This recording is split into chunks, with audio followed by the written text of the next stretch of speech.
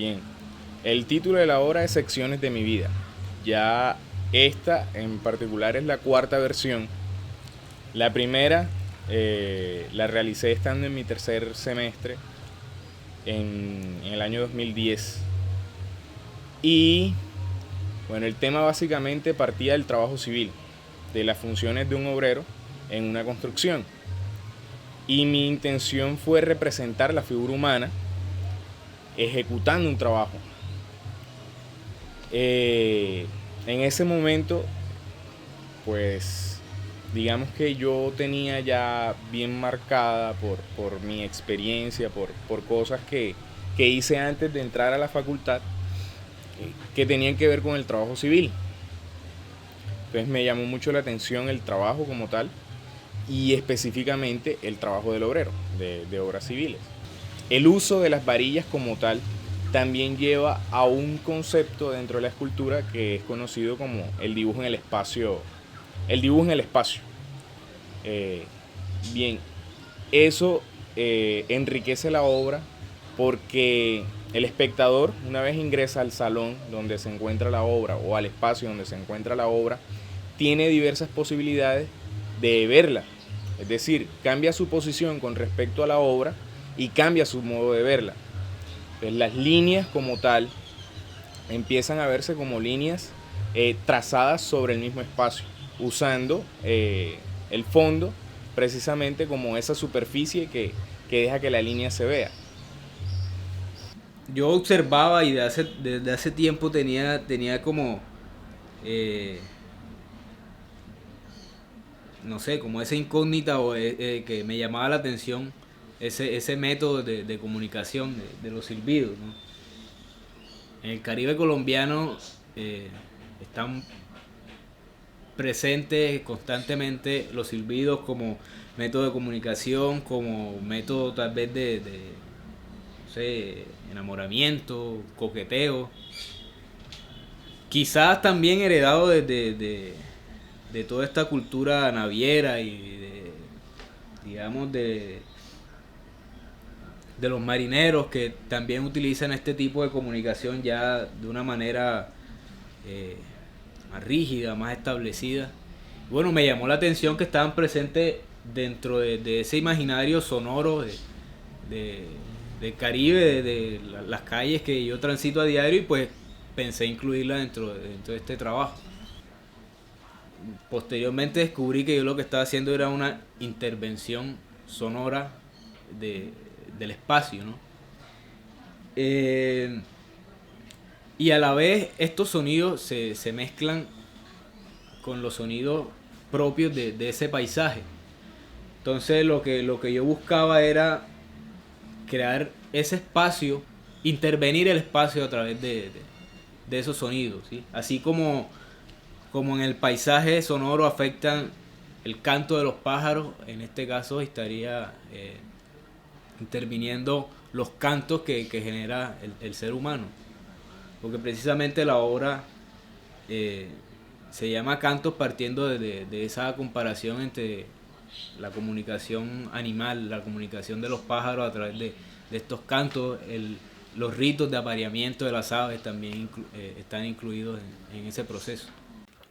Silencio Errado es un proyecto que surge el año pasado, sí.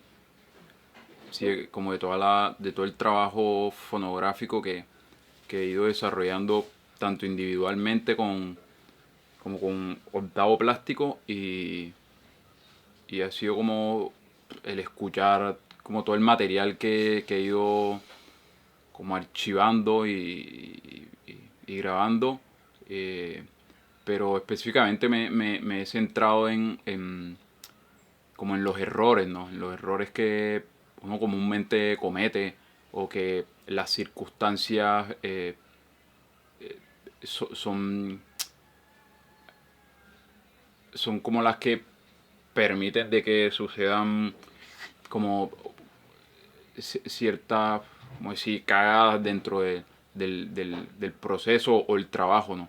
Entonces ese par de detalles son los que he empezado como a escuchar y a prestar atención y a indagar frente a eso, ¿no? Mirar a ver cómo, si a partir de eso que uno desecha a la hora de editar y a la hora de trabajar, cómo puede servir también para, pues para, sí, para ponerlo en evidencia, ¿no? Y que la gente pues también tenga como esa aproximación a como al lado oscuro o al detrás de bambalina de una producción sonora, ¿no? Por aquello de que mi abuela por muchos años fue costurera, fue modista, y entonces este material está como fuertemente ligado a mí, a mis inicios como artista, en realidad. Y pues al sentirme bastante cómoda con esto, pues decidí tomar esta temática y pues realzar el trabajo de ellas, que es bastante arduo, es como bastante elaborado, extenso. Y pues estas piezas también lo son. Entonces es como muy repetitivo, quiero como hacer referencia como al martilleo de la máquina, esa repetición supuestamente, según lo que he investigado, la máquina de coser hace más o menos unos 5 martilleos cada 3 segundos. Entonces se podrán imaginar en un minuto cuántas veces lo hacen. Entonces en cada cáncamo también van más o menos como unos 100 hilos y es más o menos como eso, como hacer referencia a ese trabajo repetitivo y constante que realizan estas personas. Pues para mí se supone que lo que pienso es como irrumpir el camino, o sea, que necesariamente el transeuto, la persona que esté pasando por ahí, lo tenga que ver, se tope con ella. En realidad los colores que uso son bastante llamativos y lo que busco es eso, o sea, hacer que el transitar de las personas sea diferente, que se sientan incómodos o que tengan que buscar una forma diferente de desplazarse por el lugar, porque necesariamente como las piezas son grandes, provocan esto. Entonces eso es lo que quiero, como que necesariamente se detengan a verlo, que jueguen con ella. Además que lo que me gusta también es que cuando están terminadas crean como una ilusión óptica. Tú te pones enfrente de la obra y a medida que te acercas o te alejas a ella, sientes que la obra se mueve. O sea, es muy raro, es como psicodélico, no sé, es algo bien raro. Entonces cuando tú te acercas o te alejas, sientes que la obra se tiende como a mover y es chévere. Como que el espectador interactúe con la obra y la gente se ve medio graciosa porque ya probé. La gente llega y como que, ay, marica, me da como mareo y tal, entonces es como chévere. Sí, la obra no es un fracaso en realidad, ¿no? Simplemente son como una recolección de otros eventos y otras situaciones que suceden en el proceso de uno desarrollar cierto tipo de obras, ¿no? Entonces, como ese bagazo que va quedando ahí, que uno excluye o que no, eso no está bien que aparezca en una obra porque al público siempre se le tiene que dar como algo, pues dependiendo también como la obra que uno está haciendo, ¿no? Entonces, sí, ahí uno elige, hace como una especie de selección o curaduría dentro de todo el trabajo que uno hace y eso es lo que se le presenta al público, ¿no? Y lo que queda relegado, eso es lo que en este proyecto es lo que voy a incluir, ¿no?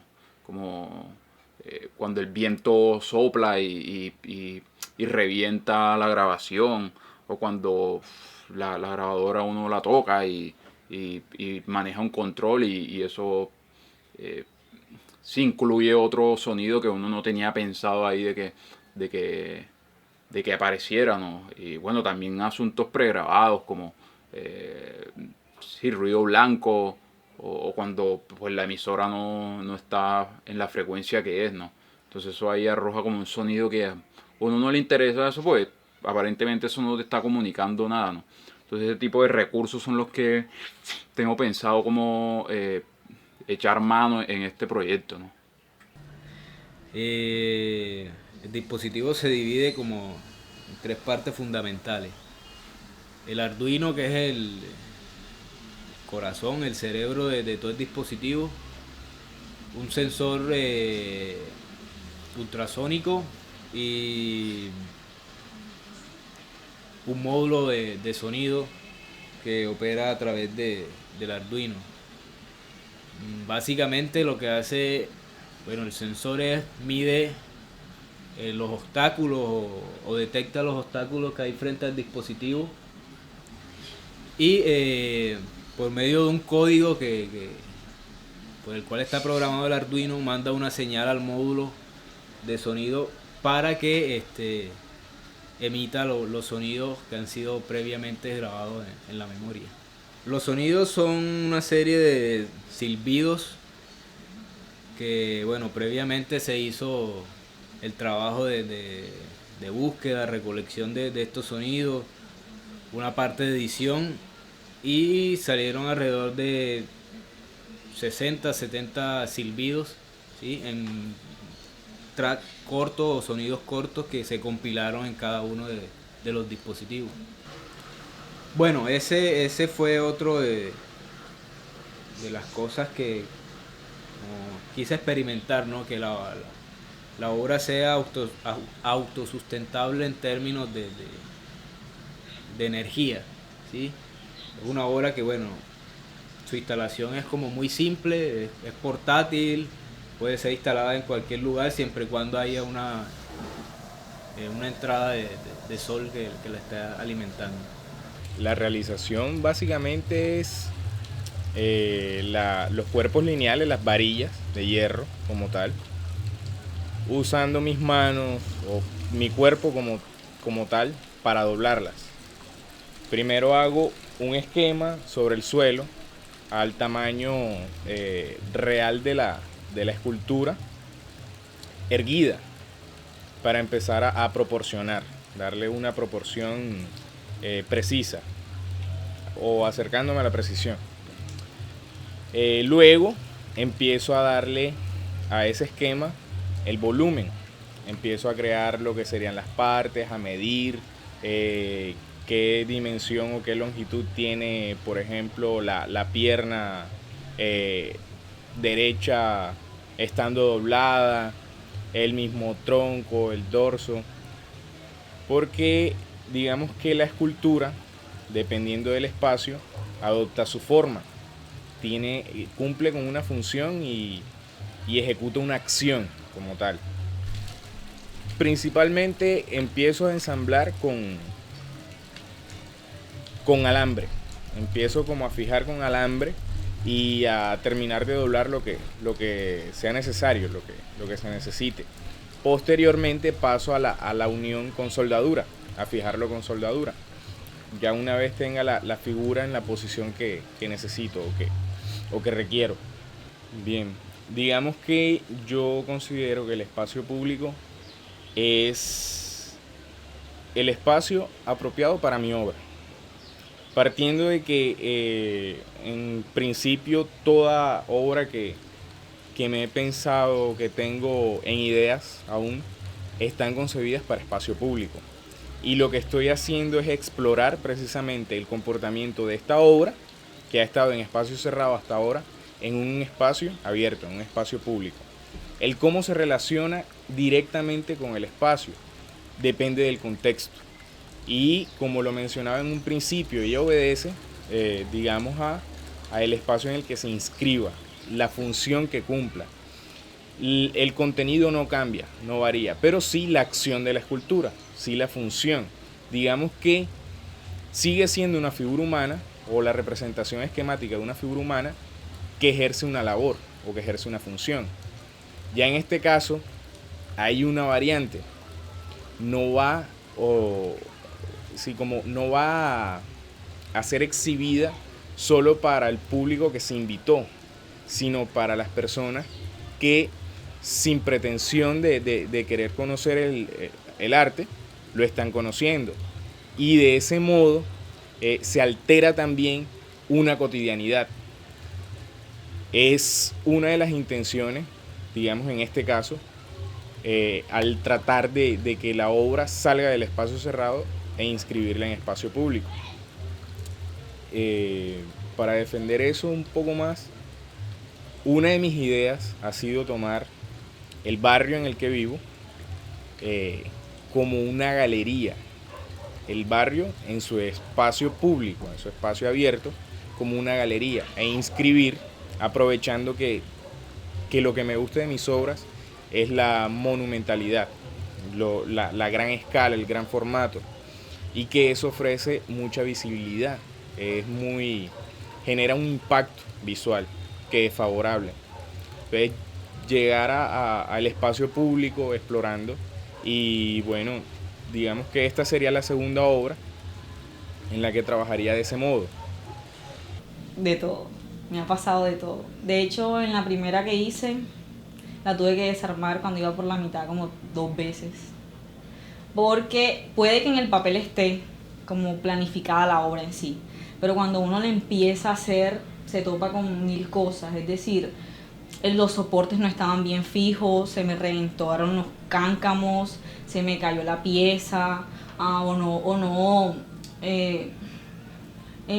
eso estaba sacado con cuentas. Entonces las cuentas no me daban, o los hilos no me llegaban donde tenían que llegarme, entonces me tocó desarmarlo varias veces porque no me da, hasta que por fin el papel me puse con una persona que me asesoró, es un ingeniero, sabe de números. Entonces se puso conmigo, no, mira esto, hasta que por fin me dio y lo pude hacer. Entonces con esta ahorita también, como puedes ver ahí en el piso hay como hilos, me tocó desarmarlo porque no me daba, y ya hasta que por fin cuadré y otra vez. Dependiendo de los cáncamos que estén en la parte de arriba. Lo que me guía a mí son los cáncamos de arriba. Mira que están numerados. Entonces, si son 101 cáncamos arriba y abajo hay 56, entonces yo tengo que repetir por cada cáncamo 56 hilos. Son 56 hiladas. Entonces multiplica 56 por 101. Ese es el número de hilos que tengo que utilizar. En la otra pieza eran 101 abajo y 101 arriba. Entonces, bastante elaborado. Es algo así como por inercia, como muy, no sé cómo lo hago, a veces estoy haciéndolo y cuando quiero ver estoy en el 50 y no tengo ni miércoles idea cómo lo hice, pero lo hice. Estos sonidos, también el trabajo tiene una parte interactiva, y es que el sonido se activa solo cuando hay movimiento de personas alrededor de la obra. Entonces digamos que ahí el transeúnte, el espectador, es también un activador de esos sonidos. La obra está hecha para ser escuchada. Yo creo que más allá de eso no hay como una pretensión mayor. Sí, en este caso que el proyecto está pensado para espacio público también, que ya hay otras lógicas y pues otras circunstancias ahí con las que uno tiene que lidiar y enfrentarse. Sí, no me interesa tanto competir, entrar como en esa guerra del volumen, ¿no? Que el proyecto logre como estar en el mismo nivel sí, de decibelios que el ambiente, ¿no? También invito un poco como a la gente a que se acerque y incline casi que su escucha o su oír como a cierto tipo de situaciones sonoras que están ahí latentes, ¿no? Pero que son como, por decirlo así, un misterio, ¿no? Y que no tienen ninguna intención de, como lo dije anteriormente, de competir con la realidad sonora que está aconteciendo en dicho espacio, ¿no? Entonces es un asunto más como alterno a esa realidad y es como esa es como la intención, ¿no?